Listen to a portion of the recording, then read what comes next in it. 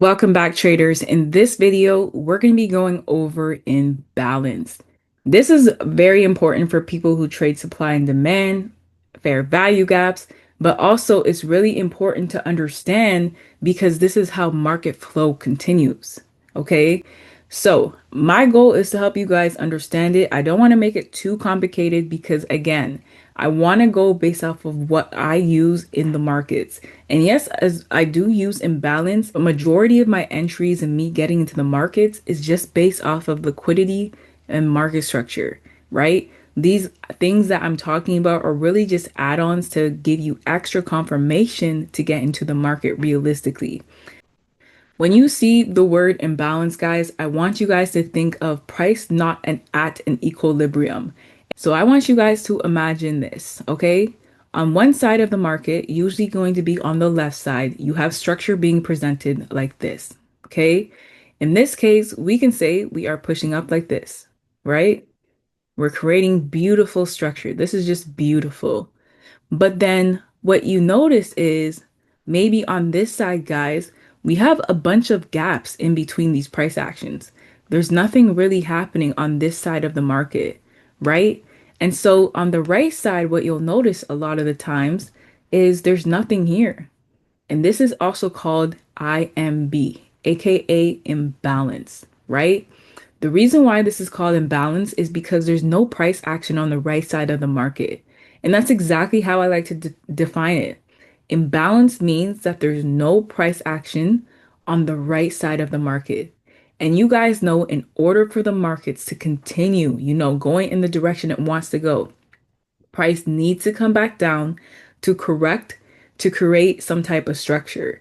And I find that imbalance, even fair value gaps, and all those sorts of concepts are best found on the lower time frame. Like I'm talking about the 15 and the 5 and even the 3, right? Because realistically, I like to look at overall structure on the 4-hour time frame just to in the standpoint of price creating higher highs and higher lows.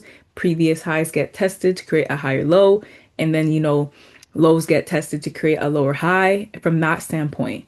But because the lower time frame has a lot of price action, what we'll notice is we'll notice a lot more gaps happening in the market. And with more gaps means more imbalance, means more opportunities to do what? Get into the market. And so this is what we'd be paying attention to, right? Areas up here. So when I say imbalance means that there's no price action on the right side of the market, there's really no true price action on the right side of the market. And we know that in order for price to continue pushing up, we eventually have to come into this area to create some type of structure in order for price to do what? Continue pushing up. And every time we break a previous high in buys, price will always create some type of imbalance for a price to later test it to continue pushing up, right? And these imbalance areas for buys are great higher low levels, right? And if we are thinking about sells, it's really the exact same thing.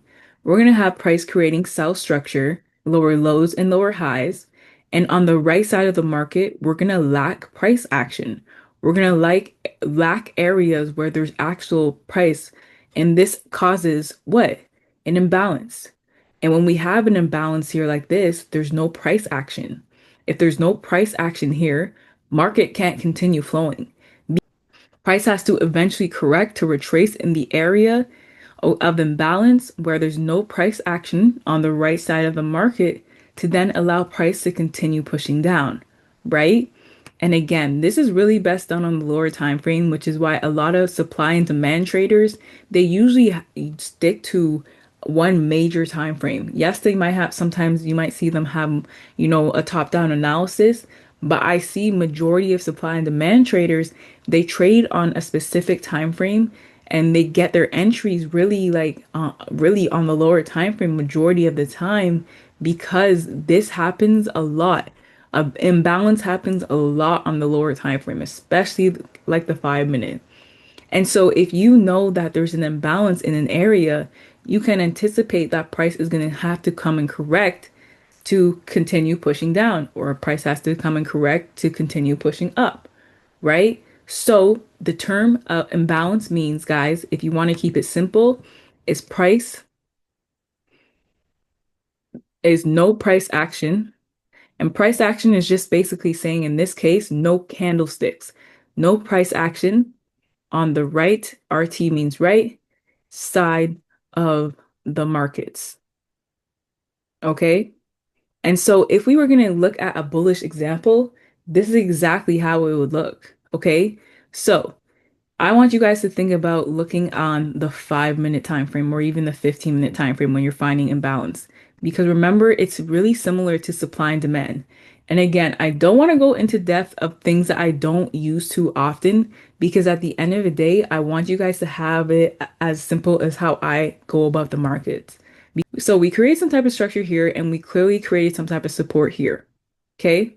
So if we are truly bullish and we're trying to push up, again, we can try and find some type of level where we know price may potentially come to on the higher time frame, like the 2 hour, the 4 hour, right? And we can be like, okay, as we are creating price action on the right side, we really don't have too much price action here, right? So we might continue pushing up, but what we might notice is there's no price action on the right side of the market. Okay? Nothing really here. When there's not really any price action on the right side of the markets, what we're gonna see is price is gonna create it somehow. It is going to do what? It is going to create price action and come back to it, right? Come back into an area of where there's not a lot of price action or, no candlesticks on the right side of the market to then in hopes continue pushing up. We have a break of structure of a what? A previous high. You guys might not be able to tell that that's a previous high, but it is, right? And so when we push up like this, okay, we are hoping that price will come back down to test this level to create what? A higher low. As long as the low is higher than this one, we have a higher low.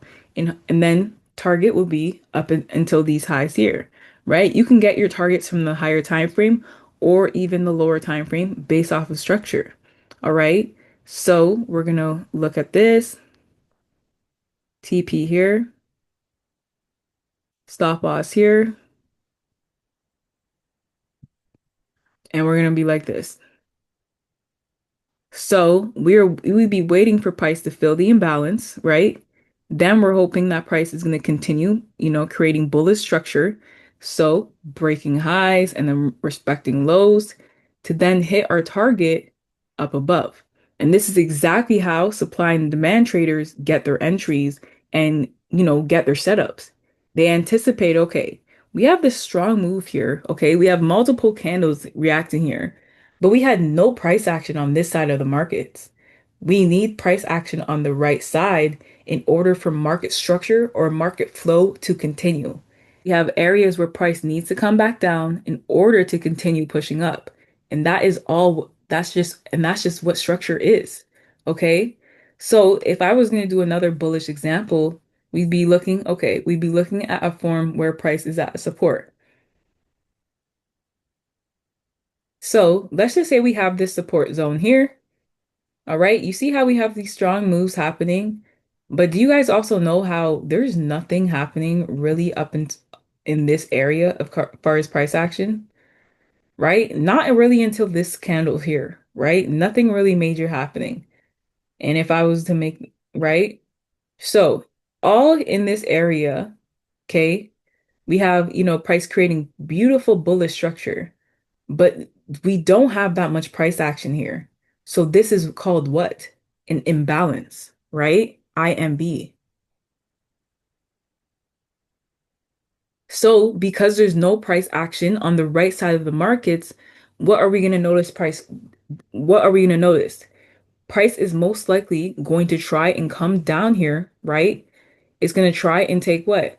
It's going to try and take, come down here to fill this imbalance, right? Create some type of price action to come in here to fill this gap, right? To then continue pushing up if it wants to do that, if it has the strength to continue pushing up. If it doesn't, we might see price, potentially go lower. So when it comes to this imbalance, what you want to watch out for is you want to see how price approaches your zone, right? You want to see how are we approaching, okay? How are we approaching the zone? So are we breaking lows to get to the zone or not? So right now we're not doing anything, right? We're just still creating structure, but we know eventually that price has to come back down into the zone, right? Because there's just a huge gap. And we're on the 5 minute, remember, so this is a lot more candles than it actually looks. Like if we were to go on the 15 minute, it doesn't even look like that many candles, right? But on the 5 minute, it just looks like a whole bunch of candles, right? But because there's what? We have lots of price action happening on the left side, right? Lots of price action happening on the left side. So lots of price action here. So let's just make this a different color, right? But we have like no price action, but we have like no price action happening on this side of the market, right? We have no price action happening in this area of the market. So what does that mean? We need to come here in order for the price to continue pushing up, right? So price is going to come here on the right side, right? Then what are we going to do? We're going to push up, right? You get your entry confirmations, and then we're hoping that price is going to come into our zone to then push up for buys, right? And that's how people get their entries when it comes to supply and demand. When there's imbalance and there's no price action on the right side of the markets, right? And yes, we have structure here, but what's over here? There's nothing here. So we have to come here, right? And we have to do some type of price action in order to continue pushing up.